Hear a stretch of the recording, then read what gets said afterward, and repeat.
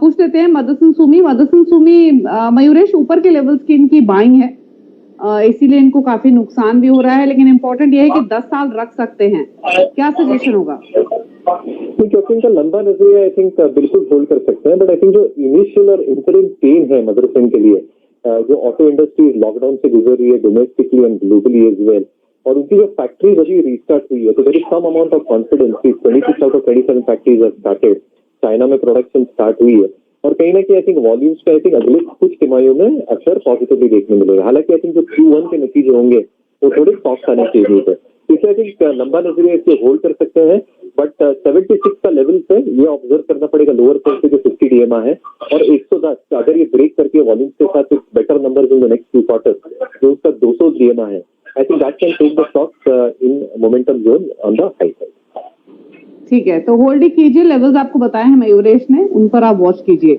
बहुत favourite stock ये होता था, लेकिन इसे निवेशकों को स्टॉक मूवमेंट के हिसाब से रिटर्न नहीं दिए हैं, लेकिन अब जब ये 25 रुपए के आसपास ट्रेड कर रहा है, 20 रुपए के आसपास, इसमें काफी बाइंग इंटरेस्ट देखा गया है, जिस वजह से ये स्टॉक 5 रुपए चला भी है 20 रुपए के लेवल से। अब क्या व्यू रहेगा? हाल फिलहाल में कई हाउसेस ने 40-45 की टारगेट के साथ खरीदारी की सलाह भी दी है, इनका एवरेज बाइंग प्राइस है 45 का, तो यानी इन्होंने तो और भी ऊपर के लेवल पर इन्होंने खरीदा था। अब क्या सलाह है इनके लिए?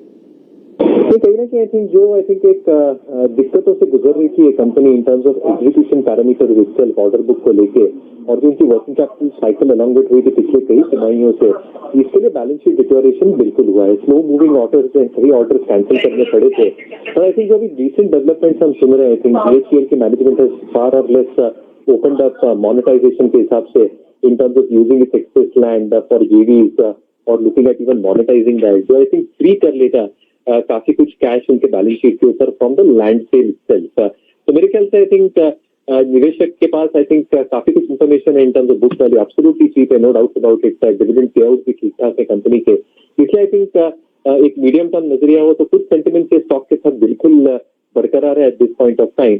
2350 तो 50 DMA डाउन साइड पे देखना पड़ेगा, 4250 अगर एक स्टॉक सरपास कर देता है जो उसका 200 DMA है, तो मेरे को लगता है इसका मोमेंटम और भी बरकरार रह सकता है। तो ये दो की लेवल्स आप ऑब्जर्व कर सकते हैं ये स्टॉक। तो होल्ड करने की सलाह है, लेवल्स आपको बताए गए हैं, उन पर ध्यान दीजिए। अगला SMS में आया है ट्विटर पर, रोहित की ओर से, भोपाल से इन्होंने सवाल भेजा है। ICICI बैंक पर इनका सवाल है, 200 शेयर है 316 का ICICI बैंक पर मयूरेश। कहीं ना कहीं आई थिंक जो नंबर्स थे आई थिंक एक्चुअली मार्केट में जेस्टेट कर लिए थे, जो स्लिपेजेस का आंकड़ा था मार्केट को फार और लेस पता था। NIMs 3.87 were one of the highest, GNPAs जो 5.53 पे आए थे, one of the 17 quarter lows that the bank has reported. तो कहीं ना कहीं I think numbers are got gestated, retail loans are almost 53%, CASA ratio काफी स्टेबल है, तो कई पैरामीटर स्टेबल है। कहीं ना कहीं आई थिंक जो प्रोविजनिंग करनी पड़ रही है कोविड को लेकर, और जो मोरेटोरियम में लोन थे almost 28-30% large private sector bank के लिए, अगली तिमाही के नतीजे आई थिंक बहुत क्रिटिकल होने वाले हैं। तो मेरे ख्याल से I think price to book अच्छा खासा कॉन्ट्रैक्ट हुआ है ये सारे बैंक के लिए। गोइंग फॉरवर्ड मुझे लगता है I think Q1 numbers will be key, पर अगर इनका medium to long term outlook है और जो लेवल पे इन्होंने बाइंग की है तो बिल्कुल होल्ड कर सकते हैं। होल्ड कीजिए, बैंक यही सजेशन है। नेस्ले कब तक सही हो सकता है? इनको रिटर्न मिल सकते हैं, 500 की बाइंग है, रिजल्ट के बाद ये स्टॉक टूटा, ब्रोकर हाउसेस की ओर से जो रिपोर्ट्स भी आई उसके बाद भी इसमें जो मोमेंटम था वो नेगेटिव ही रहा। अब क्या सजेशन होगा इनके लिए? रख सकते हैं, मतलब समय दे सकते हैं इस निवेश को? ये बिल्कुल समय देना चाहिए और घबराना नहीं चाहिए, क्योंकि बहुत क्वालिटी स्टॉक है, और हमारे कैंसलिंग मेथोडोलॉजी में आई थिंक जो क्वालिटी लीडर्स होते हैं ये over a period of time out perform करते हैं। आई थिंक नतीजे कल आए थे थोड़े भगदड़ को आई थिंक जमे नहीं, बट ये समझना पड़ेगा कोविड रिलेटेड इश्यूज जो थे, प्रोडक्शन लाइन्स ऑप्टिमम लेवल पे काम नहीं कर रही, हालांकि आई थिंक 60-70% पर आ चुकी है, सप्लाई लाइन में कंस्ट्रेंट्स थे, तो कहीं ना कहीं आई थिंक जो इनका माल बन रहा था वो जा नहीं रहा था because of supply related issues, I think वो भी थोड़ा नॉर्मलाइज हो जाएगा। और इनकी जो लीडरशिप पोजीशन है आई थिंक आप रेडी टू ईट फूड कहे विद मैगी और कॉफी थ्रू नेस्कैफे या KitKat in terms of chocolates and confectioneries, जो प्रोडक्ट वेरिएंट्स उन्होंने लॉन्च किए हैं, जो इनकी रीच है रूरल अर्बन और largely I think urban oriented है, इसका मतलब आई थिंक जो मार ये झेलती है काफी other FMCG companies rural slowdown की वजह से, शायद नेस्ले इतना मार नहीं झेले। क्वालिटी कंपनी है, डिविडेंड यील्ड अच्छी है, वर्किंग कैपिटल साइकिल अच्छा है, तो मुझे लगता है आई थिंक कोई डरने की कोई बात नहीं है, बिल्कुल होल्ड करके रखें, ये स्टॉक आपको अच्छे रिटर्न डिलीवर करेगा from a medium to long term. तो अच्छी क्वालिटी का स्टॉक है, टेंशन नहीं लेनी है, लंबे समय के लिए रखना है, स्ट्रॉन्ग प्रॉफिट्स आपको हो सकते हैं, समय दीजिए इस निवेश को। अगला एसएमएस के रजिस्टर होगा एक्सिस बैंक पर 378 इनका बाइंग प्राइस है। की बात करें तो दीपाली जी, मुझे लगता है कि जो मोरेटोरियम वाले लोन्स हैं almost 28-30% for all these large private sector banks, कैसे है कि Q1 के नतीजों में तब्दीली होती है, पॉजिटिव और नेगेटिव साइड ये देखना जरूरी है। कहीं ना कहीं आई थिंक जो दिक्कतें थी इन टर्म्स ऑफ स्लिपेजेस,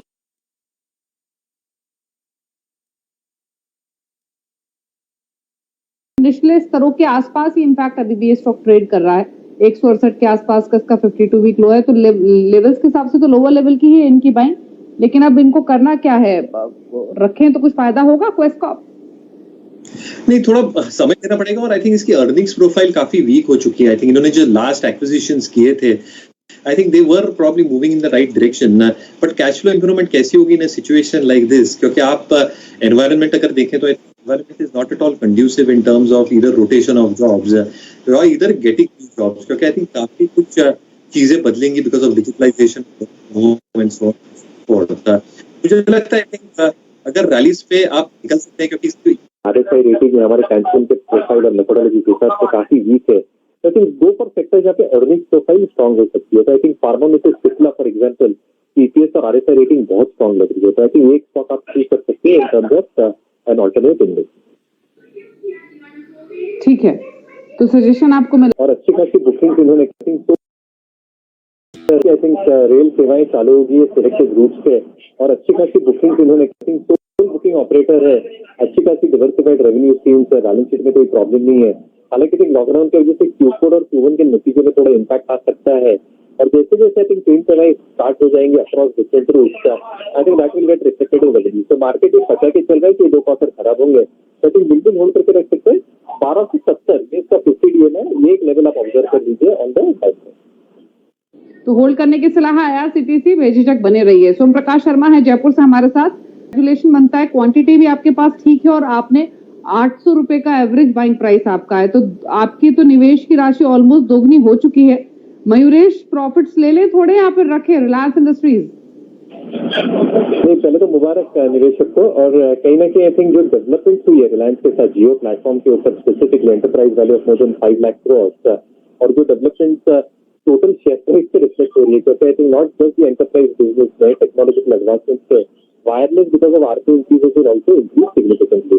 मार्केट के नाम पे चल रहा है कि because of the oil crash Petrochem और रिफाइनिंग का बिजनेस है, उसमें थोड़ी आई थिंक मार झेलनी पड़ेगी ये साल के लिए। GRM के अच्छे खासे कम हो सकते हैं, तो बिल भी relatively better than Singapore GRM। Retail Q4 Q1 में थोड़ी मार झेलेगा, तो over a period of time मुझे लगता है एनुअल बेसिस पे ठीक ठाक परफॉर्मेंस देगा एज थिंग्स स्टार्ट नॉर्मलाइजिंग। तो मुझे लगता है आई थिंक अच्छा निवेश दिखाया आपने at a very very affordable price, बिल्कुल होल्ड कर सकते हैं, आपका मध्यम अवधि का मिल गया। ठीक है, तो होल्ड करने की सलाह है, लंबी अवधि के लिए आप बने रहिए। डिस्क्लेमर भी देना चाहेंगे कि CNBC आवाज नेटवर्क 18 का चैनल है और